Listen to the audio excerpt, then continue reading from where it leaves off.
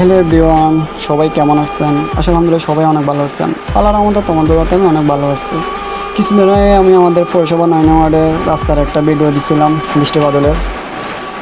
আমি ভিডিওটা দেওয়ার উদ্দেশ্য হলো আমাদের পৌরসভা 9 নং বেশি ডুবি থাকে।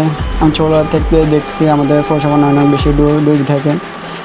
যারা আগে একটা ফানি যাবের একটা কালভার্ট ছিল, নালা ছিল, তারা এগুলো মানে গদ দিয়ে ফেলছে, মারি ফেলছে, তারা বাঁধ বাঁধে ফেলছে। এবং আমাদের পৌরসভা 9 নং ওয়ার্ডে যারা দায়িত্ব আছেন, কমিশনার দায়িত্ব আছেন, তারগুলোর সাথে কথা বললাম। তারা বলতেছে শুতে হলে তারা কেটে দেবে বান। আচ্ছা, কেটে দেবেন কবে? বর্ষা মেয়েদের সারা জীবন জনগণ ডুবি থাকে এনে পৌরসভা 9 নং ওয়ার্ডে বেশিরভাগ। এনে সন্ধিমিদের জন্য 9 নং ওয়ার্ডে বেশিরভাগ জনগণ বেশি হলো পৌরসভা 9 নং ওয়ার্ডে। এবং কেউ রাস্তা দিয়ে যাইতে পারতেছে না, কোনো দিয়ে এক রান, কখনো আবার এক মাজা পানি, দোকানে ডুবে রয়েছে, ঘর বাড়িও ডুবে রয়েছে। কী বলবো, রাস্তাটা যদি এক রান পানি হয় তাহলে বাড়ি ঘরে কতক্ষণ পানি হইতে পারে।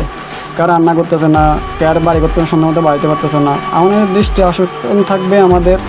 আমি ওর গলার কারণে ঠিক মতো কথা বলতে পারতেছি না, আমার গলা ঠান্ডা লাগছে আরও অতিরিক্ত। যা হোক, আমি যারা দায়িত্ব আছেন তাদেরকে বলতেছি তারা এই যেন এই পৌরসভা 9 নং ওয়ার্ডে যে পানি আটকে থেকে বাঁধগুলো বাঁধা আছে এগুলো যেন কাটি দেয়। অবশ্যই যারগুলোর সাথে আমি টুকটাক কথা বলছি তারা বলছে সুতো হলে আবার কাটি দিব বাঁধেন, যারা পৌরসভা 9 নং ওয়ার্ডে দায়িত্ব আছেন। ভালো মধ্যে সবাই ভালো থাকবেন। আসসালামু আলাইকুম।